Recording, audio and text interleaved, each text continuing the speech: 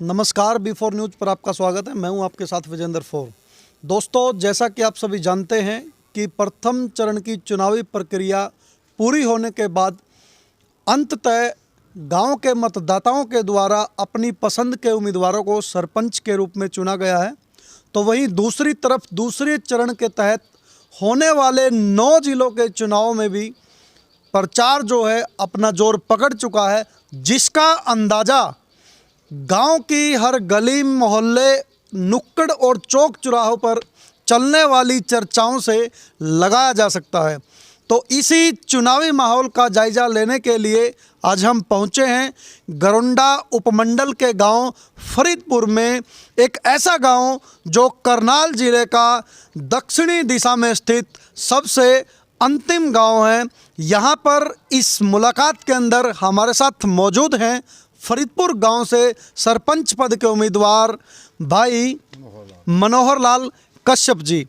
तो मनोहर लाल कश्यप जी से ही जानने की कोशिश करेंगे आखिर चुनाव में उनके क्या कुछ प्रमुख मुद्दे जो हैं रहने वाले हैं और क्या रणनीति उनके द्वारा गांव के लिए बनाई गई है। मनोहर लाल जी नमस्कार, स्वागत है आपका।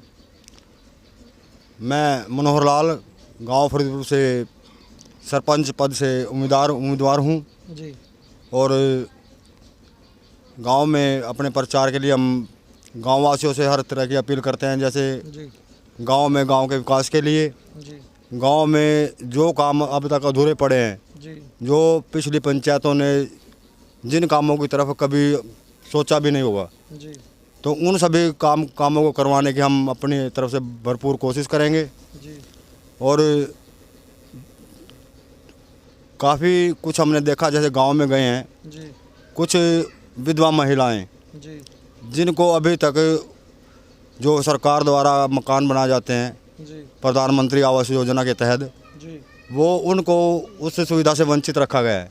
जी अभी हम कल परसों गए थे गांव के अंदर, जी तो कुछ 2-3 जो विधवा महिलाएं हैं जिनके पास, एक औरत के तो बिल्कुल ही एक लड़का है, वो भी उसकी उम्र होगी ज़्यादा 5-6 साल, जी और उस औरत का मकान बिल्कुल कंडम हुआ है। जी तो उसने हमारे को बताया कि भाई मैंने पिछले सरपंच के पास कई बार 2 सरपंच रह चुके हैं जो पिछले प्लान में, जी तो उन्होंने मेरी तरफ कभी मेरे मकान बनाने की सोची तक नहीं। जी वो कह देते हैं हाँ बनाएंगे, लेकिन आज तक कोई उन्होंने मकान नहीं बनाया उनको। जी तो इसी तरह से आगे जैसे गए गांव में काफ़ी ऐसा है जो गरीब लोग हैं जी उनको इग्नोर किया गया है। जी और हमारी सोच है कि हम जिन लोगों को जी मान लो पीछे काम नहीं किया गया, जिनके विकास कार्य नहीं हुए हैं, जी हम उन लोगों से वो अपने विकास कार्य शुरू करेंगे। जी और उन लोगों को जो अंत्योदय स्कीम जो सरकार ने चलाई है, जी मतलब सबसे जो नीचे पद पे बैठा है, जो सबसे नीचे श्रेणी में आता है लोग, जो व्यक्ति, जी तो उसको ऊपर उठाने की कोशिश करेंगे और उसको हर सरकारी सुविधाएं दिलाने की कोशिश करेंगे। जी।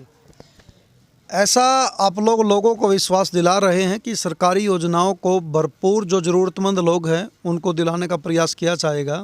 ऐसा आपके पास क्या कोई राजनीतिक बैकग्राउंड है या कहीं पार्टी में किसी बड़े नेता के साथ आपके लिंक है? कैसे आप दावा करते हैं?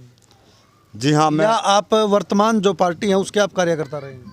जी हाँ, मैं भारतीय जनता पार्टी से संबंध रखता हूँ। जी और जी मेरे पास पहले शक्ति केंद्र प्रमुख का पद रहा है, जी और आगे जो पार्टी मेरे को जो जिम्मेदारी देगी जी मैं उस पर काम करूँगा। जी और जो भी गांव के मुद्दे होंगे जी उनको मैं लेकर के पार्टी के जो हमारे विधायक जी हैं जी या हमारे जिला सत्र के जो भी कार्यकारिणी हैं जी उनके पास लेकर जाऊंगा, और गांव के जो भी समस्या होगी जी उनके द्वारा ग्राम पंचायत में जो भी कार्य होंगे जी उनको मैं करने की भरपूर कोशिश करूंगा। जी।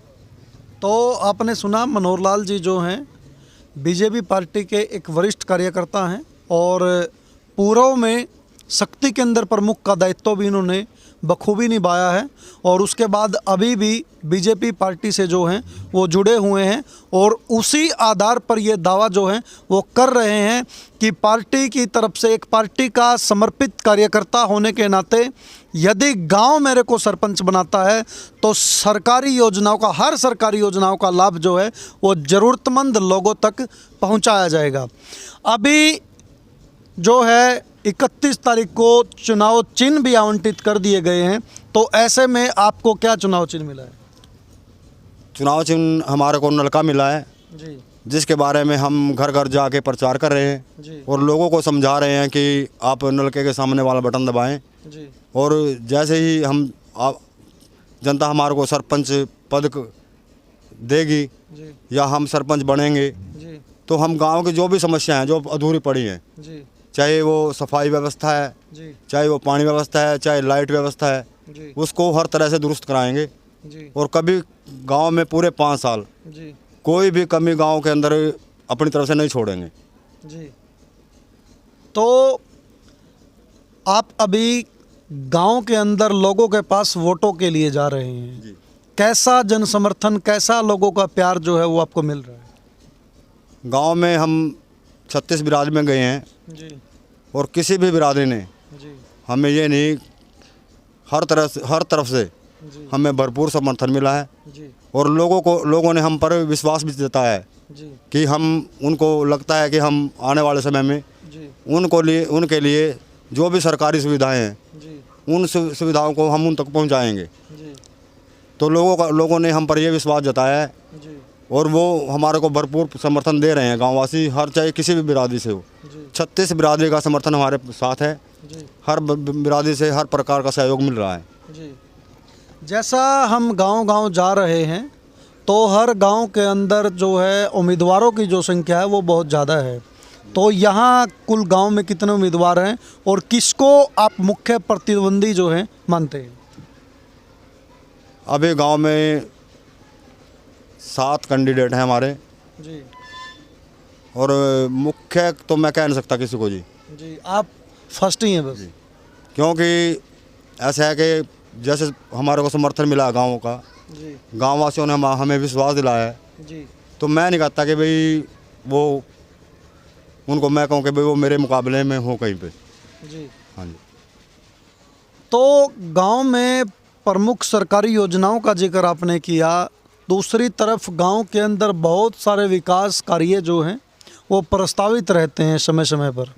तो ऐसी कोई योजना, ऐसा कोई रोड मैप जो है आपने लोगों के सामने रखा है या लोगों के सामने आप रखने वाले हैं? क्या कोई ऐसी योजना आपने बनाई है?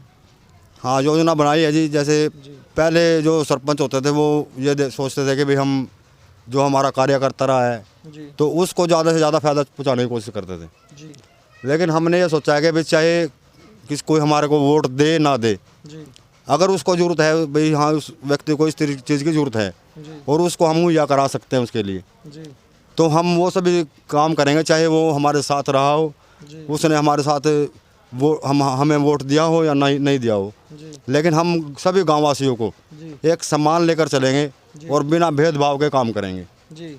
चुनाव प्रचार के दौरान हर उम्मीदवार मतदाताओं को प्रलोभन के लिए नशे की एक मुख्य चीज़ है जिसको शराब बोलते हैं, शराब वगैरह जो चीज़ है वो बड़े स्तर पर बांटी जाती है। तो ये कहीं ना कहीं जो नशे के खिलाफ जो वादा करते हैं, नशे को रोकने की जो बात करते हैं, वो इन चुनाव प्रचार के दौरान धरातल पर धराशायी जो है वो दिखाई पड़ती है। तो आप इस बारे में क्या सोचते हैं?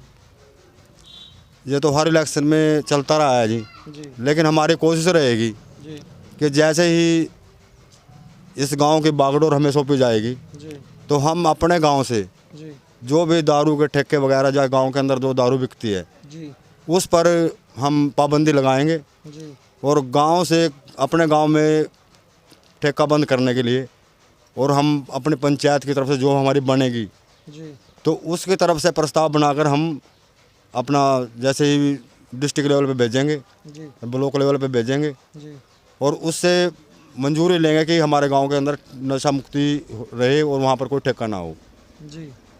तो नशे की रोकथाम के लिए मनोहर लाल जी के द्वारा बड़ी घोषणा की गई है कि नशा मुक्त गांव जो है बनाने की दिशा में हम काम करेंगे। तो युवाओं के लिए आप क्या घोषणा जो है आज चैनल के माध्यम से करना चाहोगे गांव के युवाओं के लिए? युवाओं के लिए जी, हमारे गांव में कोई खेल ग्राउंड नहीं है अभी तक, जी तो हमने पहले युवाओं को वादा भी किया है, जी अगर हमारे पास ऐसा कुछ सरपंच पद आता है जी तो हमने ज़मीन भी पहले अपने सोच रखी है। जी और एक प्ले ग्राउंड जो बनाने के पिछले पंचायत बना रही थी वो अधूरा पड़ा है। जी लेकिन इतने बड़े गांव होने के कारण जी उस छोटे खेल ग्राउंड में बच्चे पूरी तरह माने खेल नहीं सकेंगे, पूरे गांव के बच्चे वहाँ पे खेल नहीं सकेंगे। जी तो हमने इसके लिए एक जगह और चिन्हित की है। जी तो हम सोच रहे हैं कि हमारे गांव में 2 खेल ग्राउंड हों, जी ताकि बच्चों को खेलने में दिक्कत ना आए। जी 2 खेल ग्राउंड होंगे तो कुछ बच्चे एक ग्राउंड में और कुछ दूसरे ग्राउंड में बच्चे बिल्कुल आसानी से अपने खेल सकेंगे। और अपने जो भी पुलिस वगैरह या मिलिट्री की जो तैयारी है जी वो अच्छी तरह सुनिश्चित कर सकेंगे। जी चुनाव प्रचार के दौरान हर उम्मीदवार के द्वारा जो है वो बड़े बड़े वायदे जो हैं वो कर दिए जाते हैं। बाद में जब अमल की बात आती है तो वो अपनी बात से जो है वो मुकरते हुए दिखाई पड़े हैं पिछले दिनों में। तो क्या कुछ आप तो उस श्रेणी में जो है वो शामिल नहीं होंगे? कैसे आश्वस्त करोगे गांव के लोगों को? खुद गांव वासियों को हमारे ऊपर पूरा भरोसा है जी, जी क्योंकि हमने पहले जो भी पीछे बगैर पद के रहते हुए जी सरपंच जैसे पीछे हम मेंबर पंचायत रहे हैं जी एक प्लान, जी तो उस प्लान के अंदर हमने जो भी गांव के अंदर विकास कार्य कराए हैं जी तो ये पूरा गांव जानता भी है। जी और उनको गांव वासियों ने विश्वास भी है, अगर हमने सरपंच पद इनको सौंपा जी तो ये गांव के विकास कार्य करवाएंगे। जी गांव में पिछले दिनों आप किसी के सुख दुख में शामिल रहे हैं या सिर्फ आप चुनाव के वक्त ही चुनाव में सिर्फ उम्मीदवार के रूप में आए? ये तो अब तो ये चुनाव का माहौल है, अब तो जिसको भी पता चलेगा वो जाएगा। जी लेकिन हमारी कोशिश है वो यही रही है कि चुनाव से पहले भी हम हर घर में सुख दुख कहीं पर भी हो पूरे गांव में जी वहाँ पर पहुँचने की कोशिश करते हैं और पहुँचते भी हैं जी। यानी ज़रूरत पड़ने पर आप हर व्यक्ति के साथ पूरे गांव के साथ खड़े हैं? बिल्कुल जी, हम हर व्यक्ति के साथ खड़े हैं, चाहे उसमें गरीब हो चाहे अमीर हो, बगैर भेदभाव के हम हर व्यक्ति के साथ खड़े हैं जी। अब लास्ट क्वेश्चन है आपसे, गांव वालों से आप क्या अपील करना चाहोगे? गांव वालों से अब हमारी यही अपील है जी कि हमें एक बार अपने वोट का आशीर्वाद देकर जी इस गांव की बागडोर हमें सौंपें, जी हमें इस गांव का सरपंच मुखिया बनाएं। जी जो हमने वादे किए हैं जी वो वादे हम जितने भी वादे किए हैं जी उनको पूरा करने की भरपूर कोशिश करेंगे और और आने वाले पूरे 5 साल में जी उनको पूरा करके दिखाएंगे। जो कि पिछले सरपंचों ने जो वादे किए हैं उनको जुठला देंगे कि भाई खाली वादे नहीं करते, कुछ ऐसे लोग भी होते हैं जो वादा करते हैं उनको निभाते भी हैं।